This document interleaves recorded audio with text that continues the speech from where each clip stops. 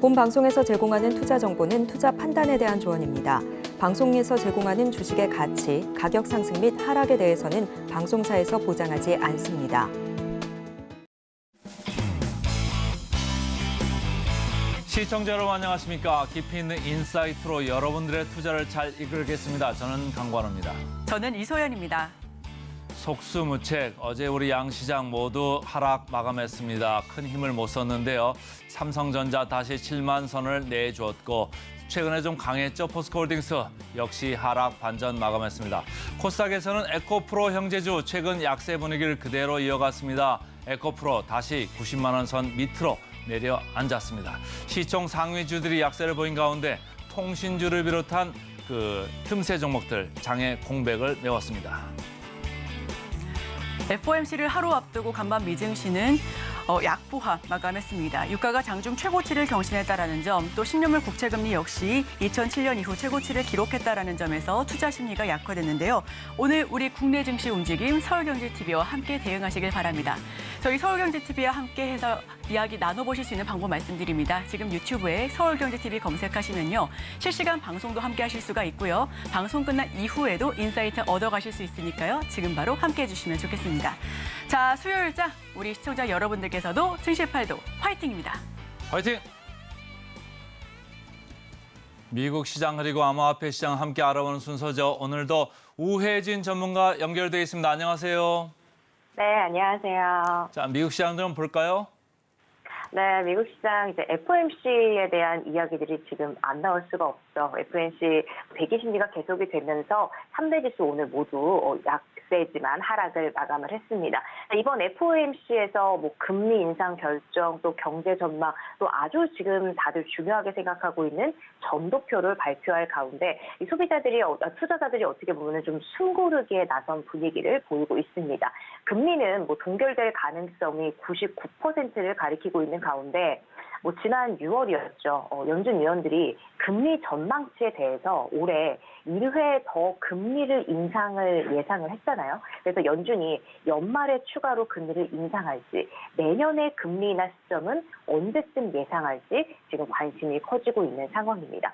위원들 내에서도 추가 인상 여부에 대해서 의견이 좀 갈리고 있는 만큼 인플레이션 추가로 이제 좀 둔화할 경우, 인플레이션이 추가로 좀 둔화할 경우에 추가 인상은 없을 거다라는 전망이 좀 강화가 될 수 있습니다.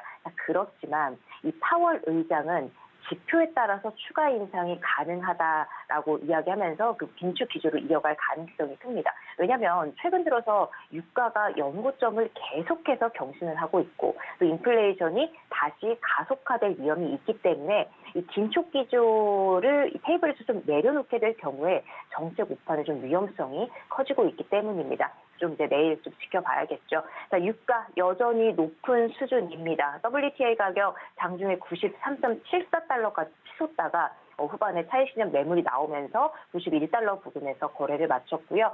브렌트유 같은 경우는 장중에 무려 95.55달러까지 치솟다가 95.47달러에 마감을 했습니다. 계속 좀 변화가 있죠. 고유가가 지속을 하면서 인플레이션 우려가 좀 커지자 국채 금리 빠르게 오르고 있습니다. 2년물 금리 같은 경우는 전날보다 5bp 정도 올라서 지금 5.1%까지 올랐고요. 2006년 7월 이후에 가장 높은 수준입니다. 자, 10년물 금리 또 5bp 정도 올랐습니다. 4.37% 기록을 했고요. 10년물 금리 같은 경우도 지금 2007년 10월 말 이후에 최고치를 경신을 했습니다. 5년물 금리도 4.52%까지 올라서 2007년 이후에 최고치를 경신했는데 지금 말씀드리는 것마다 최고치 경신을 계속 이어가고 있습니다. 앞으로의 이 흐름들 계속 좀 우리가 좀 집중해서 지켜볼 필요가 있겠죠.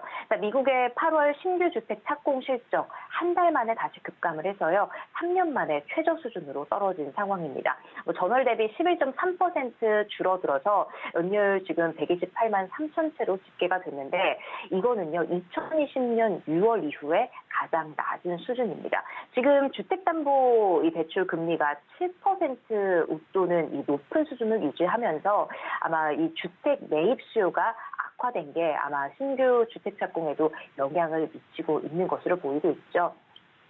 시장 예상치의 1.5% 감소보다 더 많이 줄어든 수치라고 볼 수가 있겠습니다.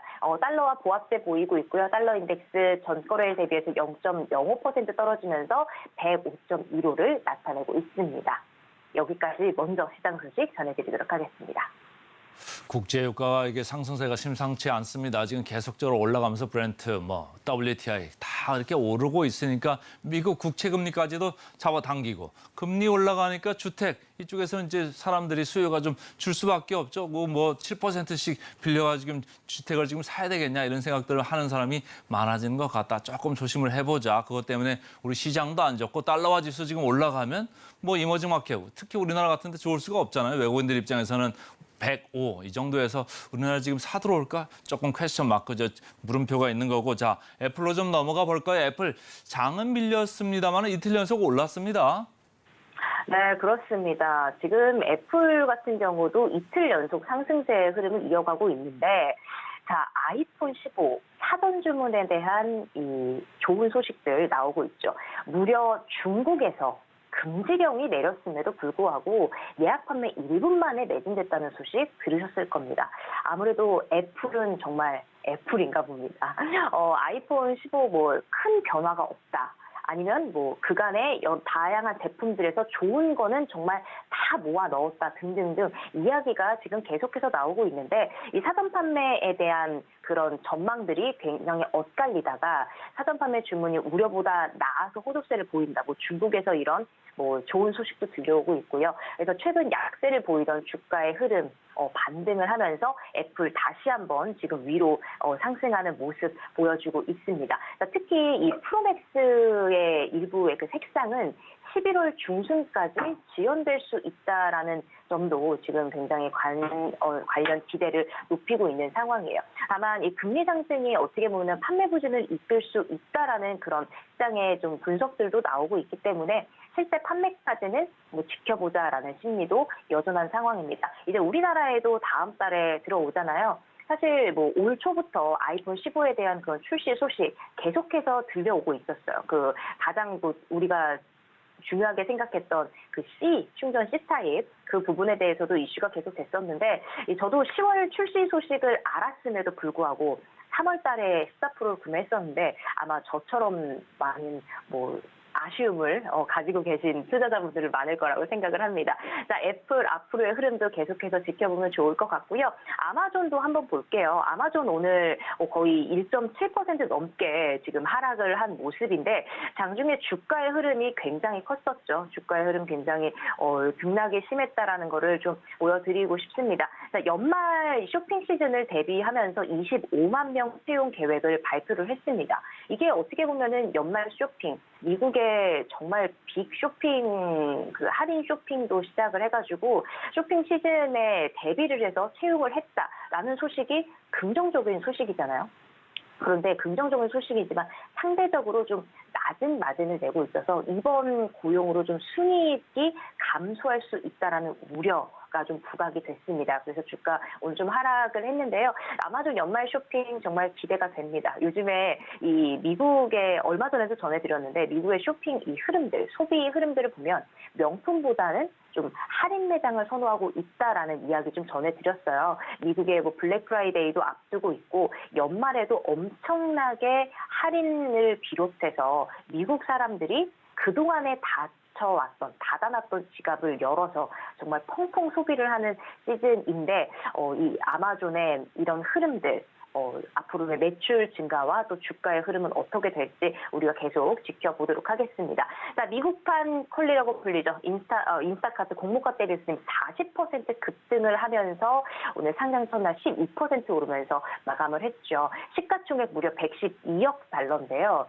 자, 이 회사가 이 팬데믹으로 수혜를 받았습니다. 시장에서 평가된 기업 가치가 정말 390억 달러에서 좀 줄어든 수준이긴 한데 이 인스타카트 같은 경우는 팬데믹으로 인해서 신제품, 이 식료품 주문 배송 증가를 기회로 삼아서 성장한 기업이에요. 북미에서는 월마트, 크로거, 알디 이런 업체들을 제휴사로 두고 있어요. 그래서 미국은 엄청 크잖아요. 크기 때문에 차량을 소유하지 않으면 정말 마트에 가기도 어려운 상황인데 도심 거주자들이나 오프라인 매장과 멀리 떨어진 지역까지 가리지 않고 배송을 해서 식품업계의 정말 우버로도 불리고 있습니다. 뭐 지난주에 ARM 홀딩스 상장 이후에 IPO 시장이 되살아날지 투자자들이 계속해서 지금 주목하고 있고요. 지금 뭐 인사카트에 이어서 데이터 자동화 업체, 뭐 클라비오, 독일의 바켄스타 홀딩스, 베트남 기반 플랫폼 등이 지금 미국 증시에 입성할 전망입니다. 이제 어떻게 주가 흐름이 좀 흘러나갈지, 상장 첫날의 흐름들 어떻게 될지 우리가 계속 지켜보면 좋을 것 같습니다. 자, 암홀딩스 이 반도체에 대한 엄청난 기대감, 뭐 고평가 논란 여러 가지 이야기들이 굉장히 많이 나오고 있는데. 오늘 크게 좀 하락을 했습니다. 5% 넘게 지금 하락세를 보였는데요. 이 시장에서는 좀 위험성이 크고 또 앞으로의 갈 길이 조금은 험난하다. 회사가 이 로열티를 높일수록 이 능력에 좀 더 보수적인 태도를 유지하고 있다. 그래서 주가가 지금 조금 더 하락할 여지가 있다라고 시장에서는 좀 평가를 하고 있습니다. 그래서 지금 상장 첫날 이후에 좀 계속해서 하락 흐름을 이어가서 3거래일 연속 하락을 했습니다. 그래서 시총이 무려 80억 달러가 증발을 한 상황입니다. 이제 신규 상장 종목들 또 앞으로의 그 기대가 되고 있는 기술주부터 시작을 해가지고 여러 가지 성장주들의 흐름들 지켜보면서 개별 종목의 흐름도 우리가 좀 체크를 해보면 좋을 것 같습니다. 자, 디즈니 소식도 좀 가지고 왔습니다. 월트 디즈니 이 크루즈를 비롯해서 파크 사업 투자 확대를 발표를 했는데 10년간 무려 80조 원에 가까운 투자를 하겠다라고 발표를 했습니다. 뭐 거의 2배로 투자를 늘리겠다고 한 건데요. 지속적인 운영에 대한 필요사항들, 계약 의무, 뭐 향후 부채에 대한 그 만기 일정들, 기존 사업 확장과 뭐 신규 프로젝트 개발에 필요한 자본 주출이 필요한 적절한 자원을 보유하고 있다라고 발표를 했음에도 불구하고 오늘 3% 이상의 하락세를 기록을 했습니다. 아무래도 좀 비용 확대에 따라서 이익이 좀 줄어들 거라는 우려에서 투자자들의 그런 심리들도 좀 왔다 갔다 하는 모습이 보이고 있습니다. 미국 시장 전체적인 큰 흐름도 중요하고 개별 종목들도 우리가 지켜보면 좋을 것 같습니다. 저도 우혜진 전문가 말에 전적으로 동감을 하는 게 시장은 뭐 0.2에서 0.3% 이렇게 밀렸습니다만 그나마 좀 위안이 될 거는 애플이 좀 올랐고 마이크론도 좀 올랐고 테슬라도 좀 올라가지고 말이죠. 우리 시장한테 조금 영향을 좀 덜 줬으면 좋겠다 이런 개인적인 생각을 해보고요. 자, 비트코인 쪽으로 가볼까요? 비트코인 25,000달러 선 내려가는 것 같더니 어느덧 27,000을 회복했네요. 네, 그렇습니다. 비트코인 지금 보시면요, 우리나라 원화로 한번 볼게요. 자, 3,600만 원 선 지금 유지를 하고 있는데 계속되는 돌파 시도에도 지금 이 선을 3,600만 원 선 유지를 하고 있습니다. 뭐 9월 FOMC를 앞두고 뭐 간망세를 보인다. 아무래도 이것도 가상자산 이제 투자에 대한 부분이기 때문에 FOMC에 대한 이야기도 좀 반영이 되겠죠. 뭐 이더리움 같은 경우도 지금 소폭 상승을 하고 있고요. 자, 이더리움도 지금 뭐 비슷한 흐름입니다. 계속 이 부분에서 뭐 박스권, 작은 박스권 계속 돌파하지 못하는 부분 보이고 리플 같은 경우도 같은 흐름 계속 보이고 있다라고 말씀을 좀 드리도록 하겠습니다.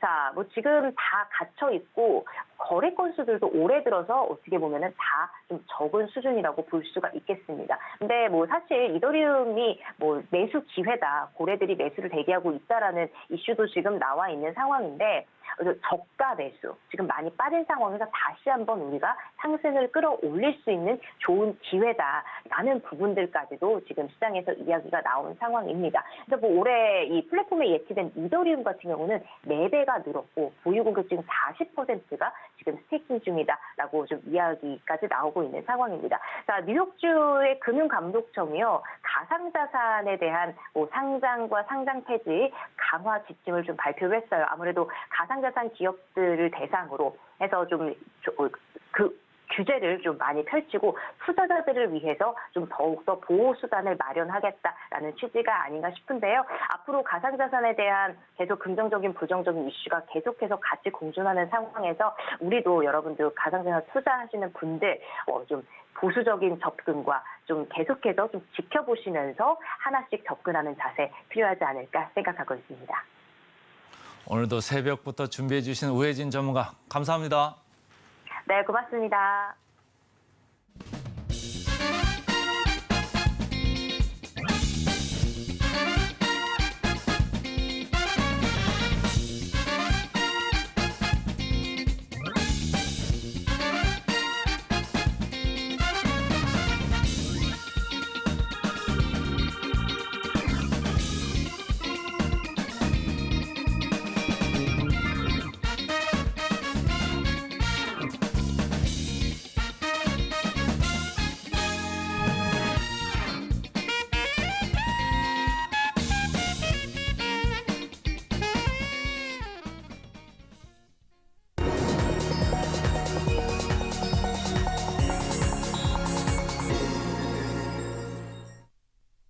개인 투자자가 아닌 전문가는 장 시작 전 뉴스를 볼 때 어떤 부분에 초점을 맞출까요? 오늘 이분과 이야기 나눠보겠습니다.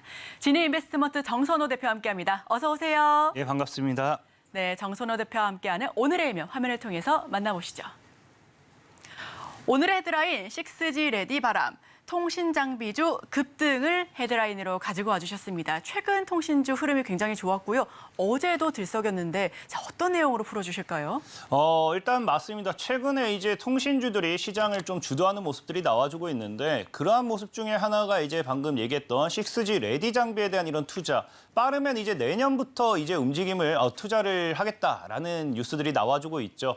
근데 당장 내년부터 이렇게 투자를 하게 되는 건데도 왜 우리가 6G에 대해서 지금 중심적으로 봐야 되는지, 중점을 두고 좀 관망을 해봐야 되는지, 바로 이제 핵심은 이제 우리가 이 뉴스를 보면 알 수 있어요. 6G가 얼마나 중요하냐. 지금 이제 삼성전자에서 발표했던 뉴스 내용을 본다라고 하면은 앞으로의 미래 기술이라고 하죠. 자율주행이라든지 로봇, 그러니까 미래 산업의 기반은 뭐다? 6G가 될 것이다라는 이야기가 나오죠. 최근에 이제 우리가 두산 로보틱스의 상승과 함께 상장 입박과 함께 이 로봇 관련되어 있는 모멘텀들이 형성이 되어 있었습니다. 그러면서 현대차 같은 경우도 연말까지 시속 80km의 자율주행 레벨 3의 자율주행차를 상용화시키겠다라고 이야기하면서 자율주행 관련되어 있는 테마도 많이 형성이 되어 있죠. 근데 이런 시장 속에서 주도주로서 이제 꼭 필수 기술로서 꼽을 수 있는 게 6G라는 거예요. 로봇도 그렇고 자율주행도 그렇고 사실상의 통신이라는 겁니다. 차량도 이제 이 현재 도로 교통 상황이라든지 앞차와의 상황이라든지 이 전체적인 지도, 맵 이런 통신 기술을 받아들여가지고 뭘 하느냐? 이 앞으로 자율주행이 완벽하게 활성화돼야 되는데 그런 부분에 있어서 필수적인 게 6G다라고 보시면 좋겠고요. 로봇 같은 경우도 지금은 이제 우리가 협동 로봇이라고 하지만 나중에는 뭐예요? 초연결 시대라고 하죠. 우리가 가사용 로봇도 필요할 것이고 이런 것들로 봤을 때 앞으로 이제 IoT, 전 사물과 사물들이 연결된 이 초연결 시대에서 무엇이 한다? 이제 가정용 로봇이 이제 필요한 것들을 분석해가지고 냉장고지 나중에 자율 로봇이 되겠죠. 무엇이 필요한지 신호를 보내면은 그것을 분석해서 다시 가정용 로봇한테 이제 주문을 하고요. 가정용 로봇이 다시 통신망을 통해서 배송을 하면은 자율주행 로봇이 또 배달해주는. 그러니까 이 모든 이 로봇이 되었든지 자율주행이 되었든지 아니면 우리가 예전에 유행했던 메타버스가 되었든지 이 핵심 기술은 뭐다? 6G가 될 수밖에 없다라는 겁니다. 그러다 보니까 6G에 대한 이 투자, 이 조기 투자 이야기가 결과론적으로 6G에 대한 앞으로 시장 모멘텀의 상승 모멘텀이 될 수도 있다라고 말씀을 드리고 싶은 건데 그럼 과연 이 시점에서 6G가 또 움직일 수밖에 없는 이유가 무엇인가를 왜 지금부터 우리가 관심 가져야 되는지 하나하나 알아가 보도록 할게요. 자, 일단 첫 번째 모멘텀을 본다라고 하면은 최근에 통신주가 움직였던 이슈 중에 6G 레디 장비에 대한 이 조기 투자 이슈 말고도 뭐가 있느냐? 바로 이제 이 스타링크가 연말에 뭐 하겠다. 하반기에는 이제 우리 국내에 출시를 하겠다라는 이야기가 나오죠. 근데 이 스타링크라는 거는 여러분들이 보시면 아시겠지만 이제 뭐예요? 이 저궤도 위성 장치라는 거예요. 그럼 저궤도 위성 장치를 이제 보시면 아시겠지만 뭐 한다? 이 땅에서가 아니라 이 위성으로서 무언가를 통신망을 쏴준다라는 겁니다. 그러니까 지금까지 5G, 6G를 봤을 때 우리가 6G의 가장 필수적인 게 뭐냐? 이 5G보다 적어도 50배 이상은 더 빠르고 더 멀리 멀리, 더 신속하게 이런 것들이 돼줘야 돼요. 근데 지금까지 우리가 통신망 서비스를 본다라고 하면은 당연히 지상에 기지국이 설치되어 있기 때문에 뭐 한다? 건물과 건물 사이에 이런 것들이 가로막히게 되면서 상대적인 통신 속도의 저하가 나올 수밖에 없습니다. 그러다 보니까 6G의 핵심 자체는 뭐가 되어야 되느냐? 앞으로 저궤도 위성 장치를 통한 6G의 상용화가 돼야 된다는 거예요. 그러다 보니까 사실상 그 다음 뉴스를 봤을 때도 뭐라고 이야기합니까?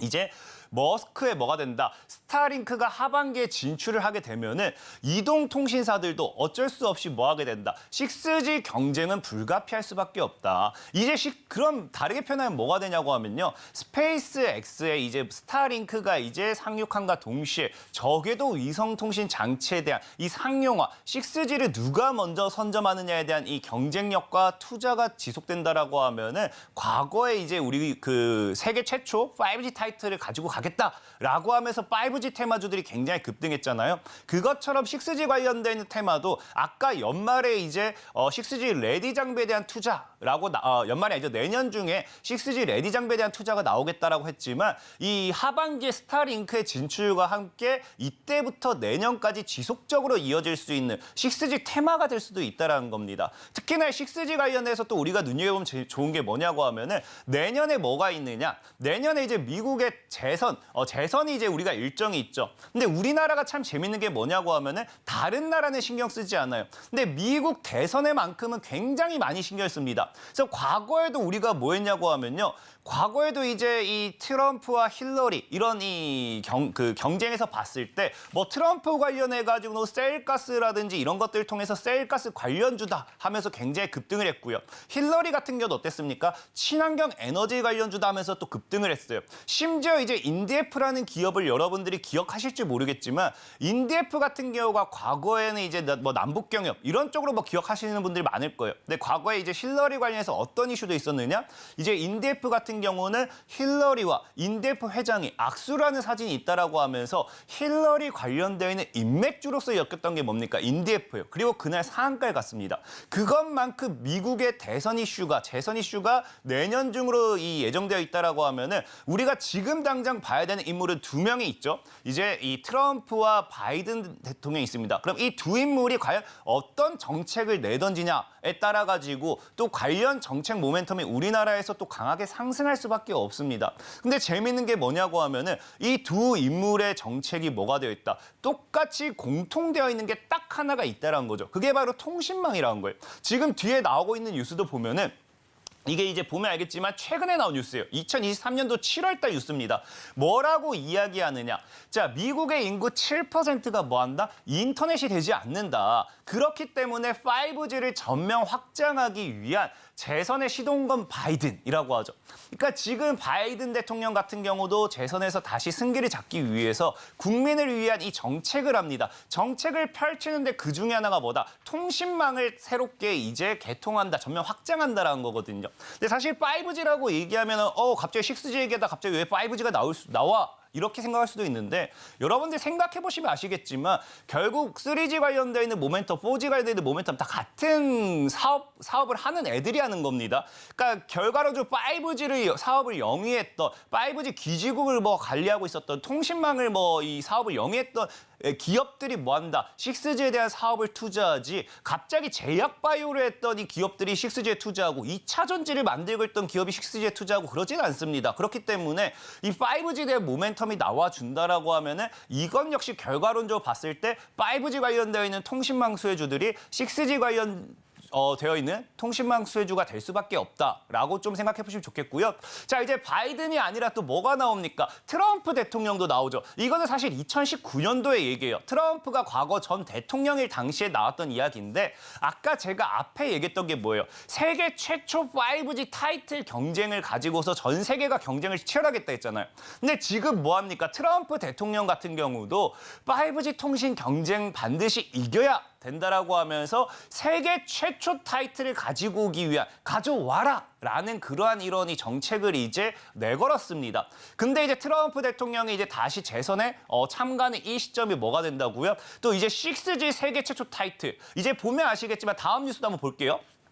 다음 뉴스도 보면은 우리나라가 지금 우리나라가 이제 6G 세계 최초 타이틀을 가지고 오기 위한 이 경쟁을 해요. 그러면은 전 세계가 경쟁에 돌입을 하면서 트럼프 대통령도 재선을 하게 되면은 6G 관련되어 있는 모멘텀, 분명히 세계 최초 타이틀을 우리가 따오겠다. 이거를 공약으로 또 걸 수밖에 없습니다. 그러면은 세계 최초 타이틀이라는 이 내용을 가지고서 분명히 주가가 상승할 수밖에 없는 거고, 현재 나오고 있는 차트가 KMW라는 차트예요. 이 당시에도 보면요, 우리나라가 세계 최초 타이틀이라는 내용을 가지고서 무엇을 하느냐? 자, 중국과 5G 장비 공급 계약이라고 하면서 2019년도 대비죠.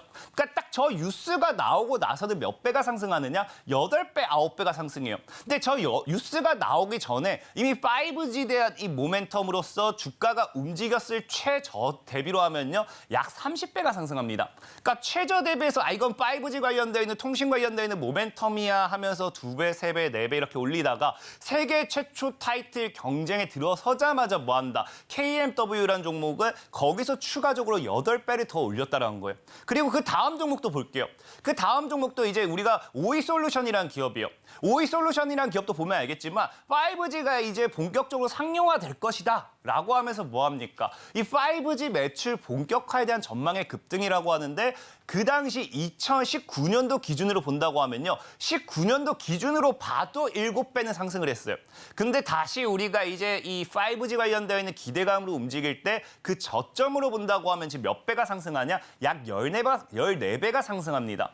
그러니까 지금 보시면 아시겠지만 이 대다수의 5G 관련되어 있는 모멘텀, 이 세계 최초 타이틀에 대한 경쟁력을 가지고 가겠다, 세계 최초 타이틀이라는 걸 가지고 오겠다라고 하면서 삼성전자를 비롯해서 각 통신사들, 국가 간의 이 경쟁을 치열하게 진행하는 동안에 뭐 했다는 겁니까? 이 오이솔루션도 그렇고 KMW도 그렇고 적게는 8배, 이 최저 대비해서는 10배에서 30배도 더 상승을 했다라는 거죠. 근데 아까 얘기했던 게 뭡니까? 이제 뉴스를 볼게요. 아까 얘기했던 뉴스가 이제 우리나라도 뭘 하겠다. 6G 포럼 출범을 하면서 이제 차세대 네트워크 개발 원년, 그러니까 이제 차세대 네트워크는 당연히 6G겠죠? 그래서 세계 최초를 다시 준비한다고요. 우리나라가 세계 최초 타이틀, 5G 세계 최초 타이틀을 가지고 왔던 것처럼 이제부터 본격적으로 준비해서 뭐 하겠다? 6G 타이틀을 세계 최초로 다시 가져오겠다라고 이야기를 하는 겁니다. 그러면 우리가 지금 기대해봐야 되는 게 스타링크의 출범과 그다음에 이제 뭐 한다고요? 미국의 재선과 이런 모든 상황적인 모멘텀을 봤을 때 세계 최초 타이틀을 가지고 오기 위한 이런 경쟁이 지속된다라고 하면은 이 6G 관련되어 있는 모멘텀의 종목들은 어떻게 될 수밖에 없다? 지속적으로 올라갈 수밖에 없다라는 겁니다. 그래서 그런 관점에서 봤을 때 이 6G라는 거는 여러분들이 절대적으로 단기간에 끝내야 될 모멘텀이 아니에요. 그러면서 지금 또 이거를 우리가 볼 수 있는 게 뭐냐고 하면요, 우리 최근에 로봇 관련되어 있는 모멘텀도 뭐예요? 삼성전자가 투자한다. 바이오도 뭐합니까? 삼성전자가 제2의 반도체를 삼성전자 신화를 쓰겠다라고 하면서 바이오도 올라가죠. 그런 것처럼 이 삼성전자의 투자 소식까지 우리가 생각해 본다라고 하면은 충분히 뭐 해야 된다? 이 6G에 대한 투자를 해볼 가치가 있다라고 말씀을 좀 드리겠습니다. 네, 그동안 5G 투자에 대해서 좀 저조했다라는 이유로 최근 6G 레지 장비 조기 투자에 대한 기대감이 크게 몰려오고 있습니다. 여기에 더해서 우리 정선호 대표께서 말씀해 주셨던 것처럼 스타링크 출시에 대한 이슈, 또 뿐만 아니라 대기업이 투자하고 있다라는 점, 추가적으로는 바이든 정부, 미국 정부에서 5G 인프라 투자가 본격화되어 간다라는 부분에 대해서 수혜를 많이 받을 것으로 기대가 됩니다. 여기에 어제 KMW는 가격 제한폭까지 올랐고요. 또 에이스테크 역시 상한가 진입하면서 통신주 굉장히 강하다라는 부분 여기 어거 없이 보여주고 있습니다. 자, 그렇다면 투자 키워드 잡아봐야죠. 어떻게 투자 키워드 뽑아볼까요? 6G에 대해서 또 우리가 투자를 한다고 하면은 늘 그래요. 제약바이오도 그렇고 로봇도 그렇고 핵심 기술을 찾아야 됩니다. 그래서 오늘 이제 투자를 해야 되는 거 6G에 대한 핵심 키워드를 찾아라 라고 좀 말씀을 드리고 싶고, 그럼 과연 6G 기술에 있어서 아까 앞서 말씀드렸던 거 뭐예요? 5G 관련되어 있는 모멘텀이었죠? 5G 관련되어 있는 모멘텀과 6G 관련되어 있는 모멘텀 사실 똑같다라고 했잖아요. 그럼 여기서 핵심 키워드를 찾는 게 굉장히 어려워요. 통신망에 관련되어 있는 이 기업의 투자를 할 것인가 아니면 기지국 구축에 관련되어 있는 기업에 투자를 할 것인가 굉장히 어려운데 여기서 6G는 조금 차별화되는 게 하나가 있습니다. 바로 뭐냐고 하면은 뉴스를 한번 보시면 이해가 돼요. 바로 이제 6G의 핵심 기술 뭐다? 필수 기술은 오플랜이라는 거예요. 그러면서 이 오플랜 활성화에 나선 과기정통부라고 하는데 이 오플랜이라는 게 무엇이냐고 하면은 이제 우리가 SKT, KT, LG라든지 보통 3사가 이동통신 3사가 있습니다. 근데 보통의 이런 통신 장비를 뭐예요? 다 각각 이 기업마다 다르게 사용해요. 근데 이 다른 통신 장비를 다 뭐한다? 이 오플랜 같은 경우는 다 다른 통신 장비를 연동해서 사용할 수 있게 해주다 보니까 통신망으로서 6G를 효율화시킬 수 있는데 꼭 필요한 기술이라고 보시면 됩니다. 그러다 보니까 이 6G 관련되어 있는 모멘텀을 찾을 때는 이 오플랜 관련되어 있는 부분에 대해서 여러분들이 좀 생각을 해보시면 좋겠다라고 좀 말씀을 드리고 싶고요. 특히나 이 오플랜 같은 경우는 지금도 이제 저가 매수의 기회다라고 좀 말씀을 드리고 싶은 게 이 오플랜의 시장 성장 규모를 우리가 한번 보고 가도록 할게요. 지금 보면은 이 시장 성장 규모가 예상되는 게 이 자료를 봤을 때 2021년 기준 12억 달러고요. 그다음에 2023년 기준, 2026년 기준 64억 달러예요. 그러니까 지금도 약 3배 정도, 4배 정도 더 오를 것이다라고 얘기하는데 사실상의 오플랜이라는 이 기술이 5G 통신망에서는 크게 움직이지 못했습니다. 그러니까 지금도 뭐예요? 12억 달러라고 하면 많이 올라봐야 14, 15억 달러 정도기 때문에 아직도 미래 가치를 봤을 때는 3배에서 4배 정도 더 올라갈 수 있는 게 이 오플랜 시장에 대한 성장 수혜다라고 좀 생각해 보시면 좋겠고요. 특히나 이 오플랜 같은 경우는 이 제일 중요한 게 아까 앞서도 얘기했던 게 뭐라 했습니까? 삼성전자가 뭘 하느냐에 따라서 우리가 굉장히 많이 바뀐다 했죠. 최근에는 로봇에 투자한다고 해서 로봇 관련되어 있는 모멘텀이 움직였고요. 예전에는 M&A 할 거다고 하면서 M&A 관련되어 있는 모멘텀이 움직였습니다. 그게 아니었을 때 제약바이오도 움직였고요. 이제 반도체 공장을 뭐 또 만든다고 하면서 거기 관련되는 모멘텀으로도 움직이기 합니다. 근데 이제 삼성전자가 또 어디에 투자하느냐? V랜과 오플랜을 공략을 하기 시작을 해요. 자, 그러면서 삼성전자에 대한 이런 투자 모멘텀까지 나와준다라고 하면은 제가 봤을 때 아까 앞서도 뭐라고 했어요? 삼성전자 실제로 이재용 회장이 미래 먹거리 사업으로 찍은 것 중에 하나가 6G입니다. 6G. 그만큼 지금 6G에 대한 투자가 본격적으로 들어오는 이 시점에 제가 보는 관점에서는 모든 다른 통신망을 구축하는 것도 좋고 이런 뭐 이 공유기 뭐 아니면 이 기지국 뭐 이런 이 모뎀 관련되는 사업을 하는 것도 좋아요. 하지만 여기서 더 필수적인 기술, 아까도 말씀드렸다시피 6G를 활용하기 위한, 상용화하기 위한 핵심 기술은 오플랜이 되는 만큼 오플랜 관련되어 있는 기술 모멘텀을 가지고 있는 기업에 대한 투자를 해보시는 게 좋지 않을까 좀 말씀을 드리고 싶습니다. 네, 6G를 구현하는 데 필수 기술 오픈랜에 대해서 이야기를 들어봤습니다. 개방형 무선 접속망이라고도 부르는데요. 자, 오픈랜과 관련해서 관련 섹터 그리고 수혜주까지 이야기 관련주 바로 들어가 보겠습니다. 일단은 오픈랜 관련해가지고는 소개시켜드릴 종목이 첫 번째로 솔리드라는 종목이 있어요. 사실 솔리드 같은 경우는 어제장에 좀 급등이 나와주긴 했지만 그럼에도 저는 좀 매수 기회라고 생각을 합니다.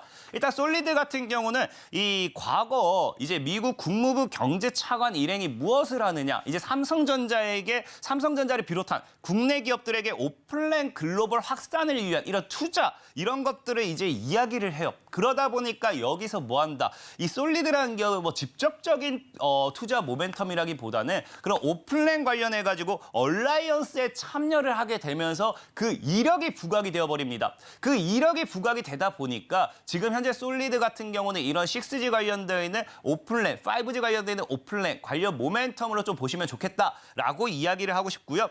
그다음에 솔리드 같은 경우는 여러분들 실질적으로 찾아보시면 아시겠지만 제가 오늘 뉴스 자료를 깜빡하고 준비 못했는데 솔리드가 지금 지속적인 실적 증가가 나와주고 있어요. 그러면서 2024년도까지 역대급 실적, 꾸준한 실적 증가와 함께 기업의 호황이 예상된다는 증권가들의 분석이 나와주고 있습니다. 근데 그게 중요한 게 뭐냐고 하면은 오플랜 시장 성장에 따른 매출 반영 반영이 제대로 되지 않은 상태예요. 물론 미국이라든지 일본 이런 이 기업들의 이 시장 속에서 오플랜 성장 실적이 반영되고 있긴 하지만 우리가 실질적인 시장 성장이 반영되려면 뭐가 돼야 됩니까? 6G가 그만큼 상용화가 되어줘야 돼요. 그렇다고 하면 은 6G 상용화와 함께 오플랜 시장에 대한 이 성장성이 더 나와준다라고 하면 은 지금 사실 저는 증권사에서 제시하는 목표가라든지 증권사에서 바라보는 전망보다는 2배 내지 3배는 좀 더 가져야 이게 맞다라고 좀 생각을 해보고 있습니다. 그렇기 때문에 이 실적이라든지 모멘텀적으로 봐도 솔리드는 굉장히 괜찮다 좀 말씀을 드리고 싶고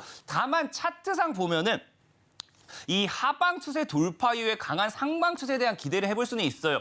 근데 이게 이제 솔리드거든요. 네, 솔리드의 이제 월봉 차트를 보면 사실 문제가 되는 게 뭐냐고 하면은 자 과거 2020년도의 고점과 최근에 뭐가 됩니까? 고점이라고 해야 되죠. 연결하면은 하방 추세대를 돌파하면서 상승을 하는 게 나와주고 있어요. 근데 지금 당장 매수하시라. 하기가 좀 어려운 게 뭐냐? 자, 아까 얘기했다시피 이슈 자체가 뭐라 했습니까? 하반기 출시 기대가 있고요. 내년부터 투자에 대한 모멘텀 이슈가 나와준다 했어요. 그러다 보니까 지금 사실 이 솔리드라는 종목이 정확하게 저항 구간, 약 7,000원 정도의 저항에 강력하게 막고 있는 구간이 생겨버려요. 그래서 제가 보는 관점은 이 주봉 차트를 봤을 때 어떤 느낌이냐? 아직 거래도 좀 덜 터졌거든요. 물론 이 7,000원대를 뚫어낸다고 하면 강력한 상방 시세를 기대해 볼 수 있긴 하겠지만 역시나 저항 구간이 만큼 지금 자리에서 5,000원 정도까지는 좀 조정을 줄 수도 있습니다. 그렇기 때문에 아래에서 입을 벌리고 저가 매수의 기회를 좀 잡는다라고 하면은 내년까지 성장 기대와 함께 오플랜이라는 모멘텀과 함께 강한 상방 시세로 연결되기에는 충분하지 않을까 좀 말씀을 드리면서 솔리드라는 종목을 소개시켜드리도록 하겠습니다. 네, 오픈랜 관련 수혜주 첫 번째 종목은 솔리드 말씀해 주셨습니다. 오픈랜 얼라이언스 참여 이력 부각에 대한 이런 부분들 크게 상승할 수 있는 여력이 분명하니까요. 이 부분 함께 참고해 보시면 좋을 것 같고요. 자, 그렇다면 바로 두 번째 종목 한번 말씀을 부탁드릴게요.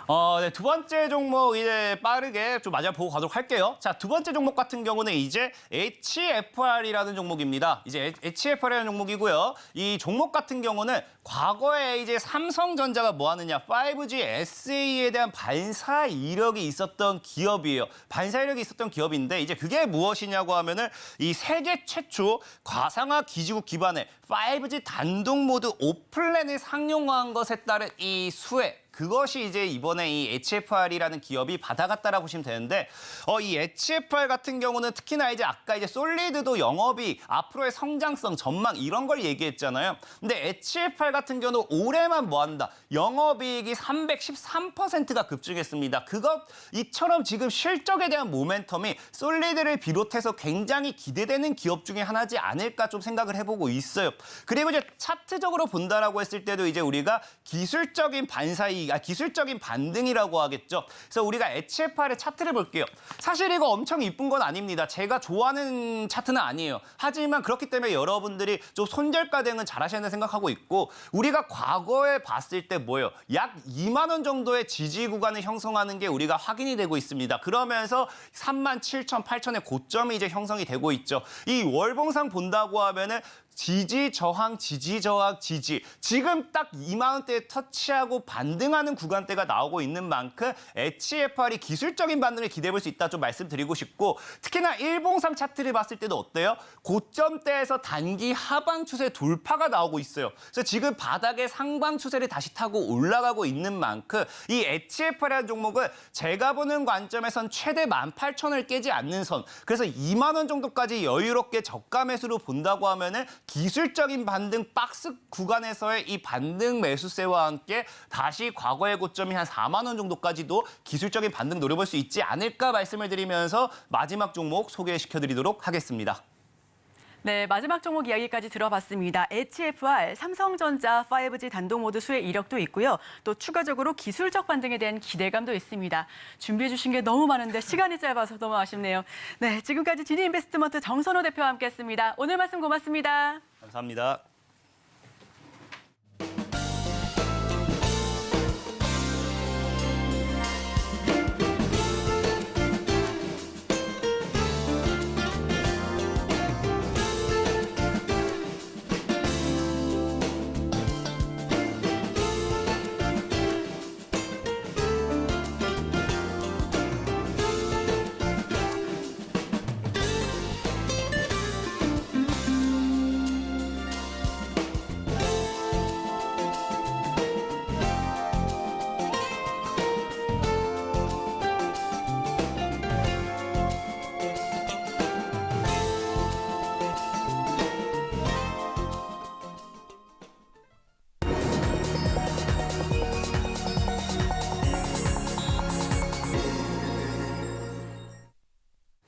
수요일 아침 8시 반 향해 가고 있습니다. 매일 아침 8시 반 저희 서울경제TV에서 센티멘탈 대 펀더멘탈 매일 두 종목씩 말씀을 드리고 있고요. 오늘도 좀 주목을 하시면 좋을 것 같습니다. 자, 오늘은 센티멘탈로 HD 현대일렉트릭, 중정규회사죠. 펀더멘탈로 한화 손해보험 이렇게 두 종목 말씀드리겠습니다. 자, HD 현대일렉트릭부터 좀 볼까요?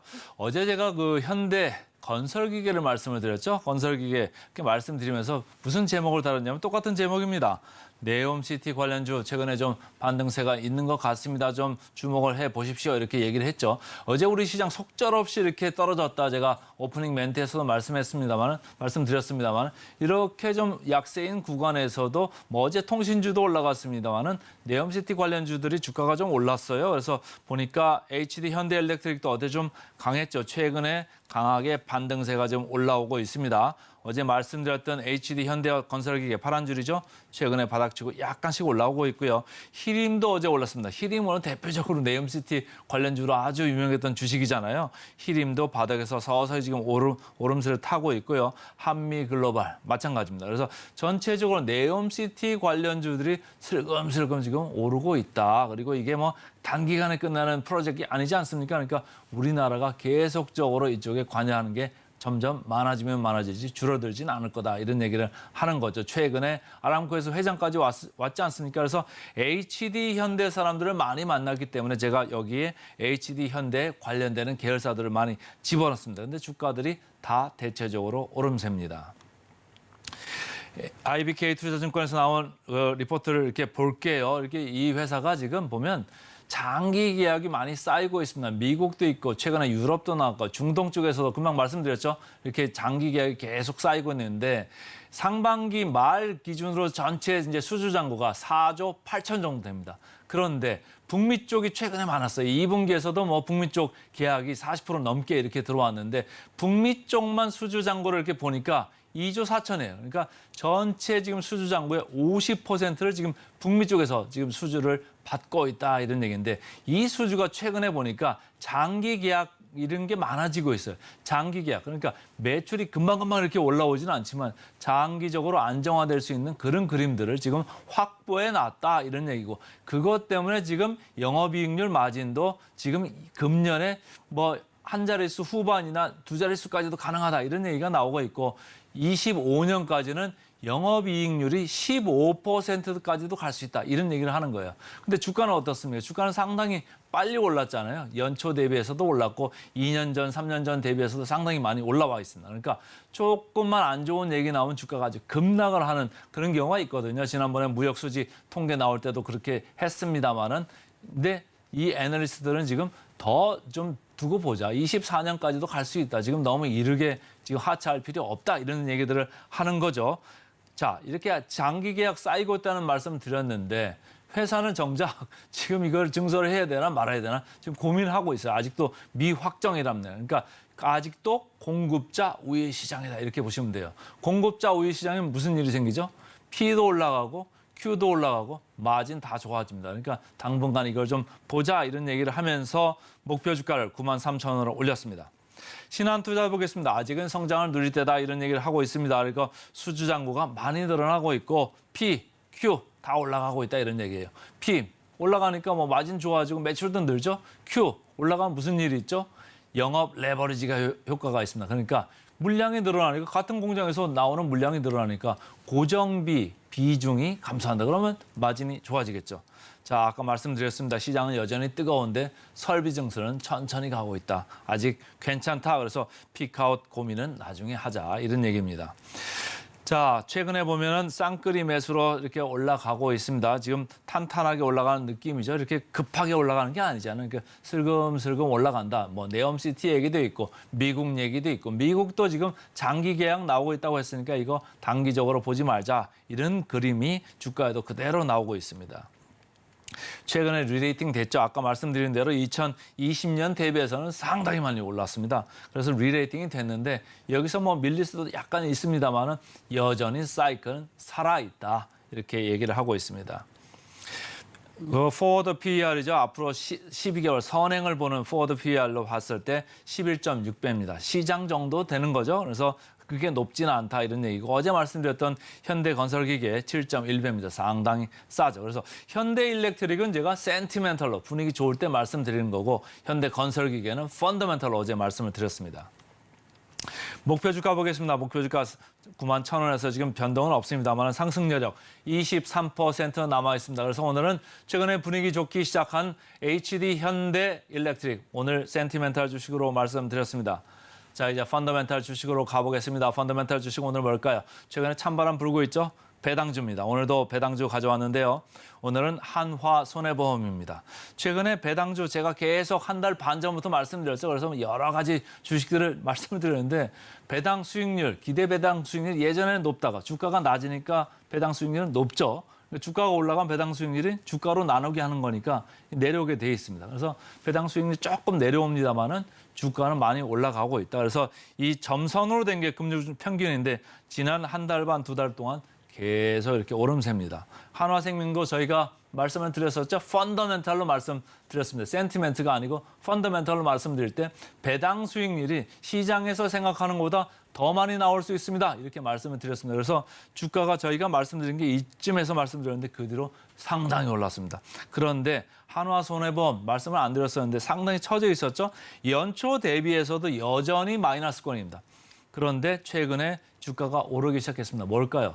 찬바람 불기 시작하면서 배당 얘기가 나오는데 배당성이 한 10% 정도를 보는 회사들이 지금 늘어나고 있습니다. 그러니까 배당 수익률도 한 7% 나올 거다. 그러니까 주가가 슬금슬금 올라갑니다. 자, 현대차증권에서 이 리포트를 했는데요. 생각보다 지금 여유 있는 상황이다. 그래서 제일 중요한 뉴스죠. 23년도에 배당 재개 가능성이 있다. 이런 얘기예요. 한화생명하고 스토리가 비슷하죠. 그래서 배당 성향 10%를 적용하면 한 7% 정도까지 나올 수 있다. 이런 얘기고요. 타사 대비해서 후행을 했습니다. 아무래도 아까 얘기한 대로 지금 주가가 연초 대비해서도 100% 연초 대비해서도 지금 밑에라고 말씀을 드렸습니다. 그래서 향후에 주가 갭 축소가 가능하다 이런 얘기고요. 펀더멘탈은 신기하게 이 50% 가까이 이렇게 늘어났습니다. 그래서 현대해상 앞에 선두권 회사죠. 이 회사하고 사실은 1%포인트밖에 차이가 안 납니다. 그러니까 펀더멘탈을 너무 무시한 주가였다 이런 얘기입니다. 교보증권 보겠습니다. 불확실성 해소다. 이 얘기는 뭐냐면은 배당을 줄 거냐 말 거냐 이런 거에 대해서 지금 여러 가지 가이드라인이 있는데 일단은 배당 재개 가능성을 얘기를 하는 겁니다. 그래서 정부에서 이제 규제하는 것들이 좀 있는데 여기서 조금만 그 여유가 생겨도 배당이 상당히 늘어날 수 있다. 이거를 얘기를 하는 거고요. 그렇게 되면은 주가 재평가가 일어날 수 있다. 이런 얘기를 하는 겁니다. 주가 보겠습니다. 주가가 7월 중하순부터 쭉 올랐네요. 올랐는데 여기서부터도 더 좋게 보는 건 이따가 나오겠습니다만 목표 주가까지 아직 여력이 많이 남아 있습니다. 최근에는 기관하고 외국인이 좀 사고 있다. 이렇게 보시면 되겠습니다. 역사적 밸류반드로 봤을 때 잘 밑에 있죠? 아주 하단에 지금 쳐져 있습니다. 그래서 상당히 소외를 받았던 주식입니다. 그리고 후발 주식입니다. 자, 배당 수익률 보겠습니다. 한화생명 저희가 말씀드리고 쭉 주가가 올라가서 주가가 오르면 배당 수익률은 내려간다고 말씀드렸습니다. 지금 6%인데 여기 있는 컨센서스보다 사실은 한화생명이 배당을 더 할 수 있다고 보는 겁니다. 그래서 사실은 여기 보이는 그 명목적인 6%가 아니고 여기 어디쯤 8%, 9% 그 이상의 지금 여전히 한화생명은 있다고 여러 사람들이 보고 있습니다. 그래서 상당히 강하죠. 그러니까 최근에 많이 올라서 하루 이틀 이렇게 조금 밀릴 수 있습니다만 더 좋게 보셔도 되고요. 오늘 말씀드린 한화손해보험 배당 수익률 7%에 자리하고 있습니다. PBR로 봤을 때 상당히 쌉니다. 한화생명도 0.19배, 한화손해보험도 0.19배입니다. 이 PBR을 볼 때 항상 우리가 뭘 보자고 그랬죠? 자기자본 대비 이익률, ROE라고 하죠. ROE 10% 넘어갑니다. 손보사들이 다 10%가 넘어요. 현대해상도 10% 넘는데 여기도 뭐 18%, 19% 이렇게 아주 높음에도 불구하고 0.19배. 그러니까 자기의 체력보에 비해서 지금 10% 불과에 그친 지금 PBR입니다. 괴리율을 보겠습니다. 한화생명 16% 남았습니다만은 한화손해보험 40%나 남아 있습니다. 그래서 오늘은 센티멘탈로 HD 현대일렉트릭, 펀더멘탈로 한화손해보험 두 종목 말씀드렸습니다. 오늘의 핵심 요약 세 줄입니다. 뉴욕 증시 FOMC를 하루 앞두고 숨고르기 장세입니다. 3대 지수 약보합 마감했는데요. 앞으로 점도표와 경제 전망에 주목할 예정입니다. 오늘 일면 5G 건너뛰고 6G 레디 바람, 통신 장비주 급등, 정책적 수혜와 대기업 투자에 대한 기대감을 받는 오픈랜 관련주 두 종목 꼽아봤고요. 마지막으로 센티멘탈 대 펀더멘탈, 기관이 3거래일 내내 순매수 보여주고 있습니다. 또 네온시티 전력기기를 공급한다는 소식 함께 전해오는 HD 현대일렉트릭, 그리고 오늘도 배동주 공략 드립니다. 한화 손해보험 가지고 왔습니다. 저희는 바로 이어서 증시 9로 돌아오겠습니다. 개장 방송도 서울경제TV와 함께 하시죠.